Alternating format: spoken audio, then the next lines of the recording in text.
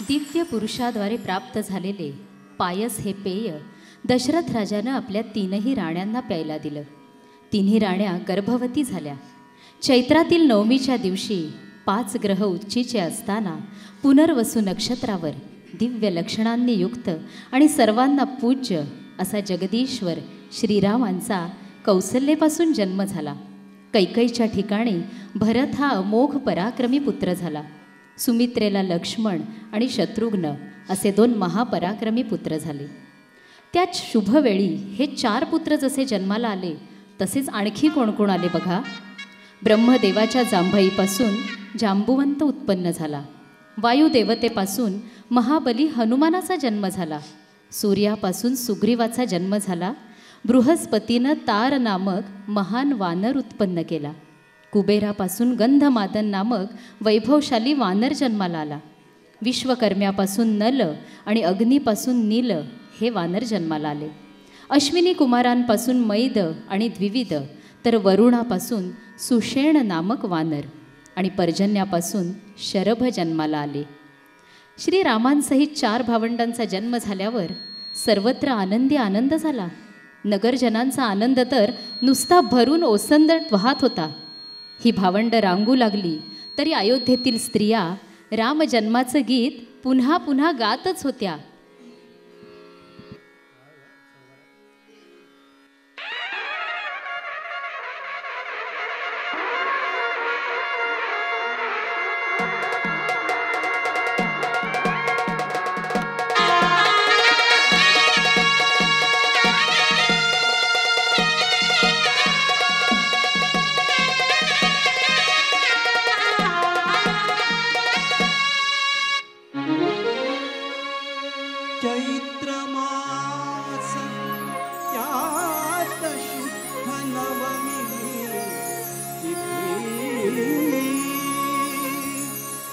गंधयुक्त तरीही वात कृष्ण हे किती. दोन प्रहरी कागशिरी सूर्य थांबला. राम जन्मला ग सखी राम जन्मला. राम जन्मला सखी राम जन्मला. राम जन्मला सखी राम जन्मला.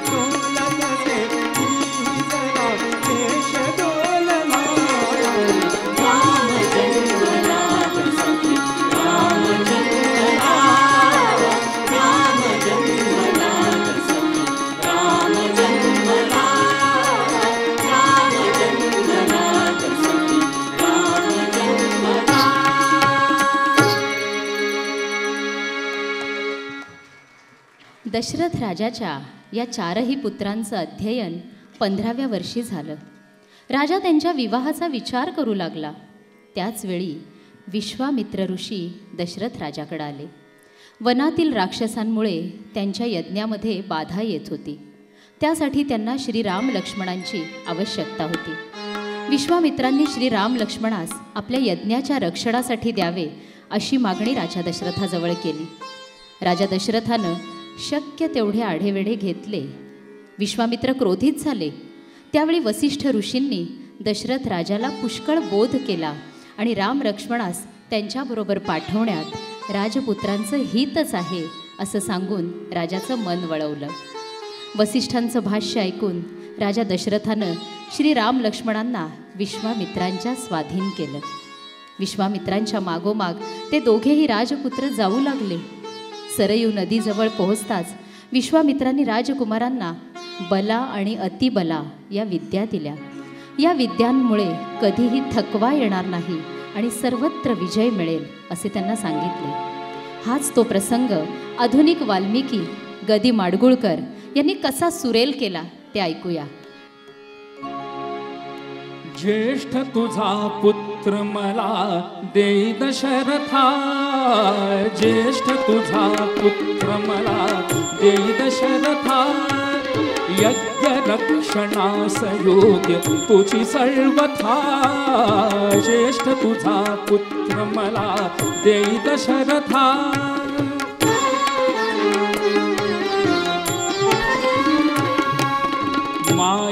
मायावीरात्रिंचर कष्टविधी मजसी फार, मायावीरात्रिंचर कष्टविधी मजसी फार, कैकवार करून यज्ञ नाही सांगता, ज्येष्ठ तुझा पुत्र मला देई दशरथा, यज्ञ रक्षणास योग्य तुझी सर्वथा.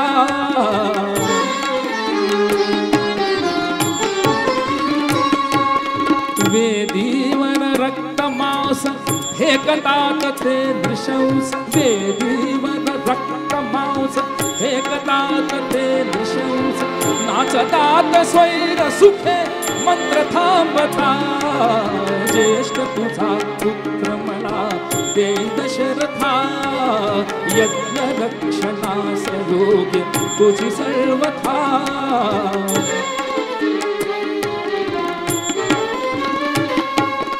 मारिचतो तो सुबाहु राक्षस ते दीर्घ बाहु, मारिचतो तो सुबाहु राक्षस ते दीर्घ बाहु, ठेवितील शस्त्र पुढे राम बाहता, ज्येष्ठ तुझा पुत्र मला देई दशरथा.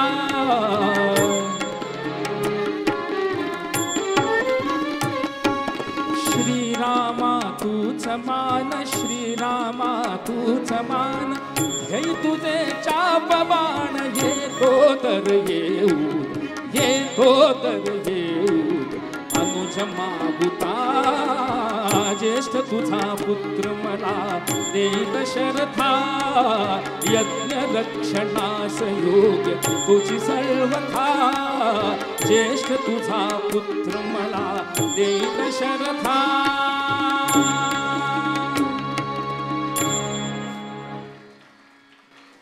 महर्षी विश्वामित्रांबरोबर उभय कुमार निघाले. प्रवासात गुरुदेव त्या दोघा कुमारांना अनेक कथा सांगत होते, ज्ञानदान करत होते. त्यांनी गंगा नदी पार केली आणि फार मोठ्या गहन वनामध्ये शिरले. एक महाभयंकर राक्षसी त्यांच्या मार्गात आडवी आली. विश्वामित्रांनी तिची कथा सांगितली. सुकेतू नावाच्या महान यक्षाची कन्या ताटका, हिला ब्रह्मदेवाच्या वरामुळं 1000 हत्तींचं बळ होतं. हिचा पुढे सुंद नावाच्या राक्षसाशी विवाह झाला. तिला मारीच नावाचा बलाढ्य पुत्र झाला. अगस्त्य मुनींच्या शापामुळं सुंद राक्षसाचा वध झाल्यावर ताटका क्रुद्ध होऊन ऋषींचे आश्रम आणि यज्ञ उद्ध्वस्त करू लागली. या महाबलाढ्य राक्षसीचा वध करण्यास श्रीरामांवाचून कोणी समर्थ नाही असं विश्वामित्रांनी श्रीरामांना सांगितलं. स्त्रीवध करावा लागतोय म्हणून दया न दाखवता गो ब्राह्मण आणि देशहिताकरिता हिचा वध कर असं सांगितलं. श्रीरामांनी धनुष्याला बाण जोडला. त्यावेळी ती अक्राळ विक्राळ महाभयंकर ताटका रामावर हात उगारून विद्युल्लतेप्रमाणे धावत आली. महर्षी विश्वामित्रांनी श्रीरामाला आज्ञा केली,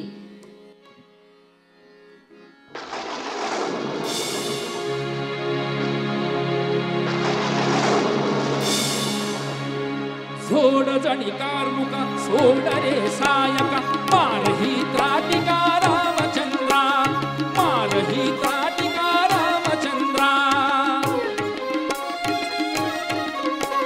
दुष्ट मायाविनी शापिता यक्षिणी वर्तनी दर्शनी ही अभद्रा सोड जणिकार मुका सोड रे सायका मारही त्राटिका रामचंद्रा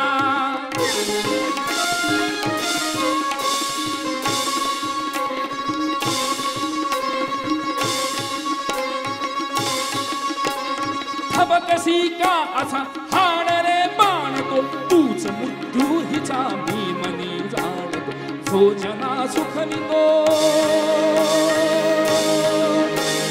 सोजना सुखवितो नारी वध क्षम्यतो धर्म तुझ सांगतो मानवेंद्रा धर्म तुझ सांगतो मानवेंद्रा झोर जणिकानुका सोड रे सायका मारही त्राटिका रामचंद्रा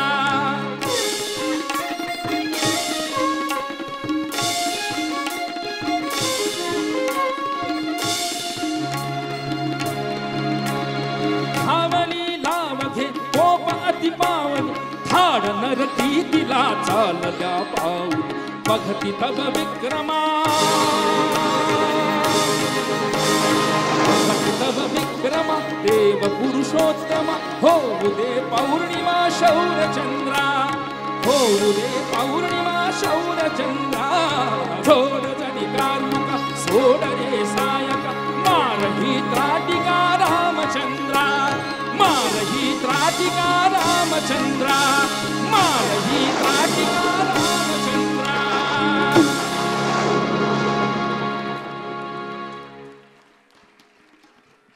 ताटिकेचा वध झाला आणि देवगंधर्वांनी आकाशातून पुष्पवृष्टी केली. श्रीरामांचं आणि विश्वामित्रांचं अभिनंदन केलं. त्यानंतर विश्वामित्र मुनींनी श्रीरामास दिव्य अस्त्रे प्रदान केली आणि उपसंहारही सांगितले. त्यामुळे आता आपण शत्रूला अजिंक्य झालो आहोत असा आत्मविश्वास श्रीरामामध्ये उत्पन्न झाला. त्यानंतर विश्वामित्रांचा यज्ञ सुरू झाला आणि त्याचबरोबर राक्षसांच्या भूतचेष्टाही चालू झाल्या. मारीच राक्षसाला श्रीरामानं बाण मारला. मारीच मूर्छित होऊन समुद्रात जाऊन पडला. श्रीरामानं सुबाहूचाही वध केला आणि इतर सर्व राक्षसही मारले. अशा प्रकारे विश्वामित्रांचा यज्ञ निर्विघ्नपणे पार पडला. याच वेळी मिथिलाधिपती जनक राजाकडं मोठा यज्ञ होणार असल्याची वार्ता येऊन पोहोचली. मग विश्वामित्र श्रीराम लक्ष्मणांना घेऊन मिथिला नगरीकडं निघाले. वाटेत विश्वामित्रांनी श्रीराम लक्ष्मणांना अनेक कथा सांगितल्या. कार्तिकेयाची कथा अतिशय प्रेरणादायी आहे. जे देवसैन्य राक्षसांकडून वारंवार पराभूत होत होतं त्याच देवसेनांची कार्तिकेयानं उत्तम संघटना केली आणि त्याच सैन्याकडून सर्व राक्षसांचा फडशा उडवला. शक्ती आणि युक्ती याद्वारे या सेनापतीनं फार मोठं कार्य केलं. कार्तिकेयाच्या कथेने श्रीराम लक्ष्मणांच्या मनात योग्य सेनानायक असला म्हणजे सैन्याचा कसा विजय होतो हा विचार बिंबवला. आणखी एक कथा सांगितली भगीरथाची. भगीरथानं गंगा पृथ्वीवर आणली, परंतु त्याआधी सगर, अंशुमान आणि दिलीप यांनीही त्यासाठी प्रयत्न केले. म्हणजे 4 पिढ्या या कार्यासाठी प्रयत्न करत होत्या. ही कथा सांगण्याचा उद्देश हा की 4 पिढ्यांनी एकच ध्येय घेऊन प्रयत्न करावे, तेव्हाच अशी महत् कार्य तडीस जात असतात. चिकाटीनं प्रयत्न करणे आणि यश आले नाही तर यश मिळेपर्यंत पुन्हा पुन्हा प्रयत्न करणे ही शिकवण विश्वामित्रांनी श्रीराम लक्ष्मणांना दिली. अशा एक कथा ऐकत ऐकत मार्गक्रमण चालू होतं. विश्वामित्र श्रीराम लक्ष्मण आणि शिष्यगण मिथिलेकडे निघाले आहेत. सर्व शिष्यगण गात आहेत. चला राघवा चला, चला राघवा चला, पाया जनकाची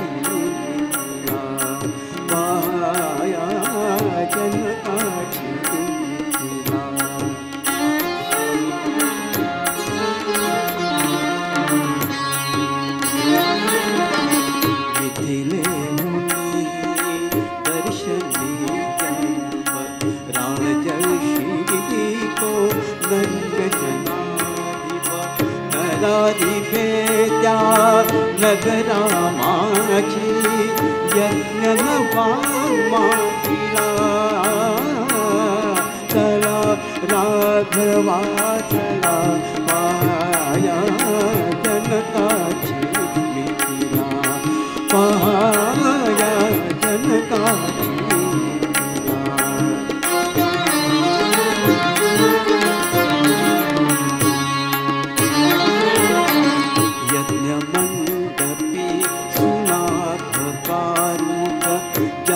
वेलता झाला त्र्यंबक त्र्यंबक देवे त्याच धनुके त्रिपुरासुर मारिला चला राघवा चला पाया जनकाची मिथिला पाया जनकाची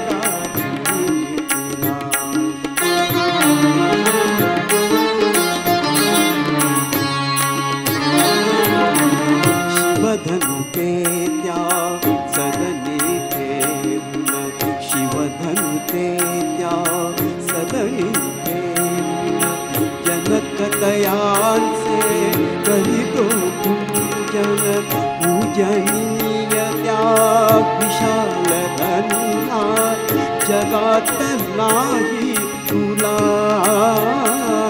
चला राघवा चला पाया जनकाची पाया जनकाची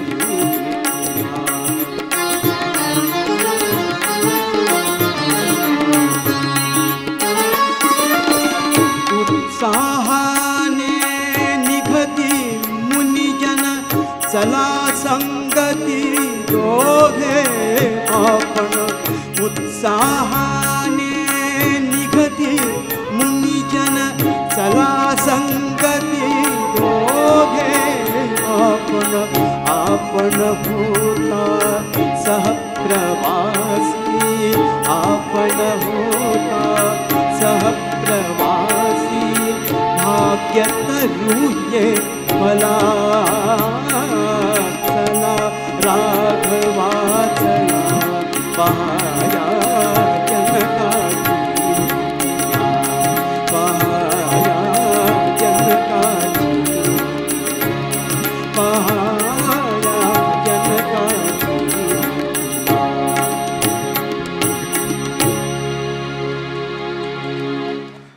मिथिला नगरीकडं मार्गक्रमण चालू असताना श्रीरामांना एक उजाड आश्रम दिसला. या आश्रमाविषयी विश्वामित्रांना विचारले असता त्यांनी गौतम ऋषी आणि अहिल्येची कथा सांगितली. या आश्रमामध्ये गौतम ऋषी पत्नी अहिल्येसह राहत होते. अहिल्या खूपच रूपवान आणि सुंदर होती. तिला पाहून इंद्रालाही भुरळ पडली. त्याच्या मनामध्ये पापवासना जागृत झाली. एकदा गौतम ऋषी आश्रमात नसताना गौतमाचंच रूप घेऊन इंद्रानं अहिल्येशी पापाचरण केलं. गौतम ऋषींना हे माहीत झाल्यावर त्यांनी इंद्राच्या अंगावर सहस्त्र भगे होतील असा इंद्राला शाप दिला आणि अहिल्येचं शिलेमध्ये रूपांतर केलं. नंतर उशापामुळं इंद्राच्या भगांचं डोळ्यात रूपांतर होऊन इंद्र सहस्त्राक्ष झाला आणि जेव्हा श्रीराम इथं येईल त्यावेळेसच तुझा उद्धार होईल असं अहिल्येला सांगितलं. तर ती वेळ आता आली होती. विश्वामित्रांनी श्रीरामांना अहिल्येचा उद्धार करण्यास सांगितलं. श्रीरामांच्या चरणस्पर्शानं शिला सदृश पडलेल्या अहिल्येच्या देहातून प्रकाश फाकला आणि मंजूळ स्वर उमटले.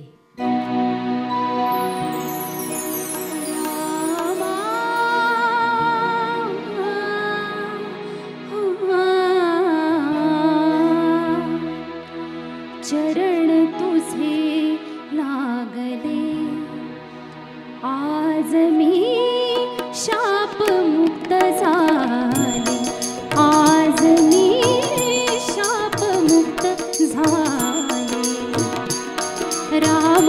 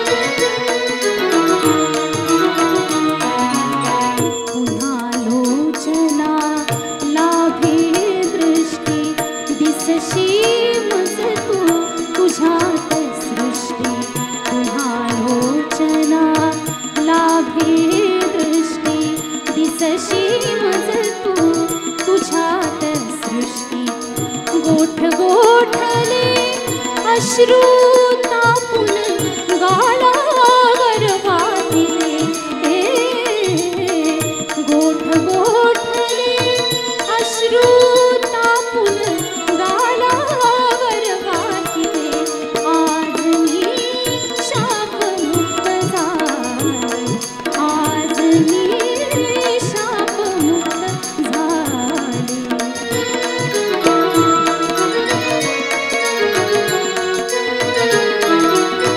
मौना लागी स्फुरले भाषण, मौना लागी स्फुरले भाषण. श्रीरामा तू पतित पावन, तुझ्या दयेने आज हलाहल, तुझ्या दयेने आज हलाहल. अमृतात राहिले, आज मी शापमुक्त झाले, आज मी शापमुक्त झाले.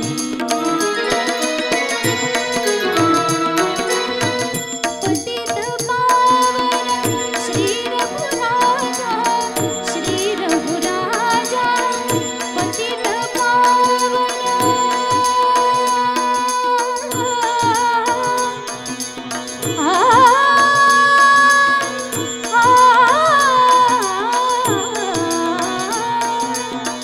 पतित पावन श्री रघुराजा, श्री रघुराजा, श्री रघुराजा, श्री रघुराजा. कायमान तुमची पूजा, तुमची पूजा. पुनर्जात ही जीवन भवते, पुनर्जात ही जीवन भवते. पायावर वाहिले, आज मी शापमुक्त झाले, आज मी शापमुक्त झाले. रामा